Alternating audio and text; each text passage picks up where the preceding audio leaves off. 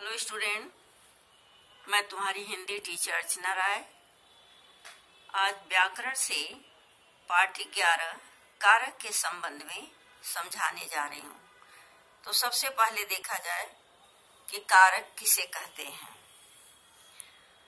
संज्ञा या सर्वनाम के जिस रूप से उसका संबंध वाक्य के अन्य शब्दों के साथ प्रकट होता है उसे कारक कहते हैं। दूसरे शब्दों में वाक्य में प्रयुक्त शब्दों के साथ क्रिया के संबंध को कारक कहते हैं।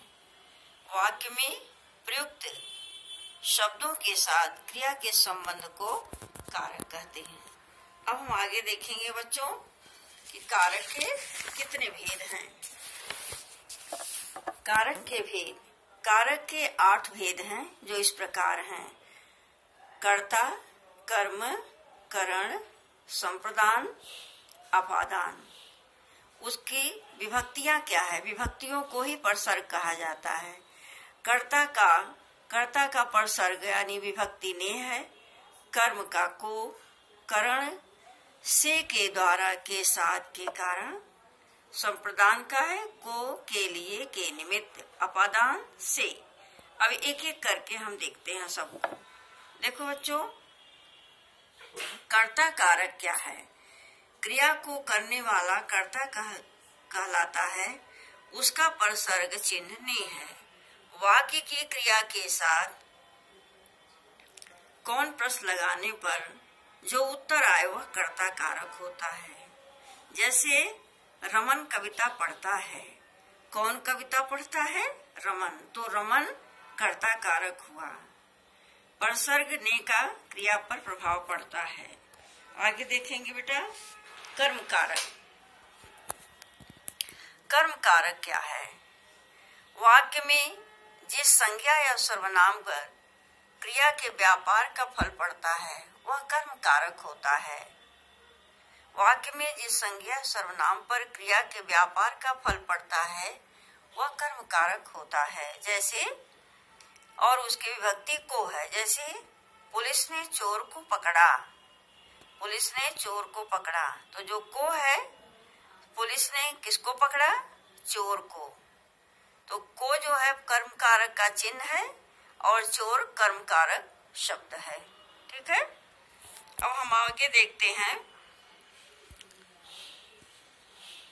को परसर्ग का प्रयोग केवल प्राणीवाचक कर्म के साथ ही होता है। जैसे दिखाई दे रहा है, लोगों ने चोर को पकड़ा। अप्राणीवाचक कर्म के साथ को परसर्ग का प्रयोग अनिवार्य नहीं है। जैसे उसने पत्र लिखा, यानी उसने पत्र को लिखा। यहाँ को नहीं दिख रहा है, उसने पत्र लिखा। प्रिंसिपल ने पुरस्कार बांटे। ठीक है बच्चों, तो हमने कर्ता कारक देखा और कर्म कारक देखा। अब देखते हैं करण कारक। करण कारक क्या है? जिन शब्दों की सहायता से क्रिया का व्यापार होता है उसे करण कारक कहते हैं। जिन शब्दों की सहायता से क्रिया होती है उसे करण कारक कहते हैं। इसका चिन्ह से या के द्वारा है। जैसे शाहजहां ने सफेद संगमरमर से ताजमहल बनवाया।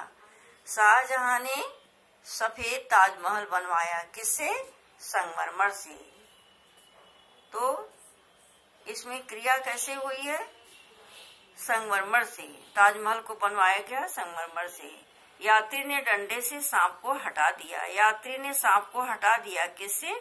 डंडे से। तो ये डंडा शब्द करण कारक है और इसका चिन्ह है से। इसी तरह से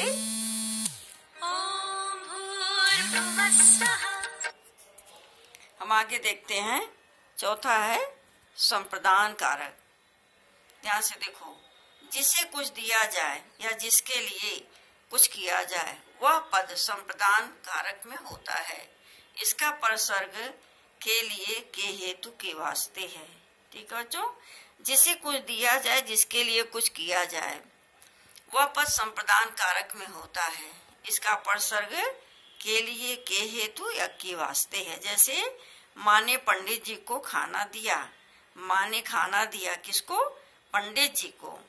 तो पंडित जी संप्रदान कारक है और को उसकी विभक्ति चिन्ह है। ठीक है बेटा। अब आगे हम लोग देखते हैं अपादान कारक। अपादान कारक क्या है? जिसे पद से अलग होने, निकलने, डरने, सीखने या लज्जित होने या तुलना करने का भाव प्रकट होता है। जिन शब्दों से, जिन पदों द्वारा हमें अलग होने, निकलने, डरने, सीखने, लज्जित होने या तुलना करने का भाव प्रकट होता है उसे अपादान कारक कहते हैं। इसका विभक्ति चिन्ह से है। जैसे वह बड़ों से लजाती है, वह अध्यापक से पढ़ते हैं, वह गांव से आता है। तो यहाँ वह बड़ों से लजाती है, लजाने का भाव है, पढ़ते हैं सीखने का भाव है, वह गांव से आता है, वह गांव से अलग होता है, तो यहाँ अलग होने, निकलने का भाव है। काम से क्रोध पैदा होता है, तो यहाँ क्या बेटा? काम से क्रोध पैदा होता है, तुलना का भाव है। काम से क्रोध, कामनाओं से क्रोध जागृत होता है। स्कूल से बाहर सड़क है, तो यह है अपादान कारक। उसके बाद हम देखेंगे संबंध कारक। संबंध कारक देखो, एक संज्ञा या सर्वनाम का दूसरी संज्ञा या सर्वनाम के साथ संबंध बताने वाले पद को संबंध कारक कहते हैं। इसके परसर्ग का, की, के, रा, रे, रे, ना, नी, ने हैं। जैसे जागृति की कार बहुत सुंदर है, यह मेरा घर है, तुम मेरी पुस्तक पढ़कर देखो, अपना काम करो। तो ये संबंध कारक है। संबंध कारक का परसर्ग का, की, के, रा, रे, रे है। आगे हम देखते हैं बेटा अधिकरण कारक। अधिकरण कारक देखो क्या है। अधिकरण कारक संज्ञा और सर्वनाम के जिस रूप से क्रिया का आधार, स्थान, भाव, काल का पता चलता है, इसके परसर्ग में, पर, पे, के ऊपर, के भीतर, के बाद, के पहले हैं। अधिकरण कारक के विभक्ति चिन्ह है में, पर, पे, के ऊपर इत्यादि। इसमें बताया गया ना, संज्ञा सर्वनाम के जिस रूप से क्रिया का आधार, क्रिया करने का आधार क्या है, स्थान, भाव, काल का पता चलता है, तो वहाँ अधिकरण कारक होता है। जैसे दादी माँ छत के ऊपर बैठी हैं। दादी माँ बैठी हैं कहाँ? छत के ऊपर। अनेक जीव जंतु पानी के भीतर रहते हैं।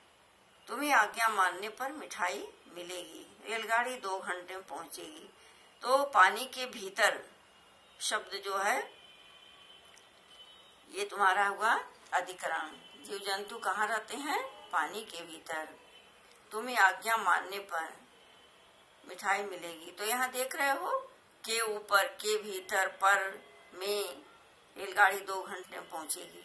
तो ये जो है अधिकरण कारक है और ये उसका चिन्ह है। अब हम देखेंगे बेटा संबोधन कारक। संबोधन कारक क्या है? देखो, शब्द के जिस रूप से किसी को पुकारा जाए, बुलाया जाए या संबोधित किया जाए, उसे संबोधन कारक कहते हैं। इसमें प्रायः हे, अरे, ओ, रे आदि शब्दों का प्रयोग किया जाता है। जैसे देखो, अरे यह क्या कर डाला, अजी हमारी बात सुन, हमारी भी सुन लो, शाबाश खूब मेहनत करो। तो संबोधन कारक उसे कहते हैं जिस शब्द के द्वारा हम किसी को बुलाते हैं, शब्द के जिस रूप से किसी को पुकारा जाए या बुलाया जाए, वह शब्द के है संबोधन कारक माना जाता है। तो आज हमने देखा बेटा कारक किसे कहते हैं और कारक के कितने भेद हैं। ठीक है, एक्सरसाइज है, इसको भी अपनी कॉपी में कर लेना। ठीक है, तो हमें पूरा विश्वास है कि यह लेसन तुम्हें समझ में आ गया होगा। Thank you student.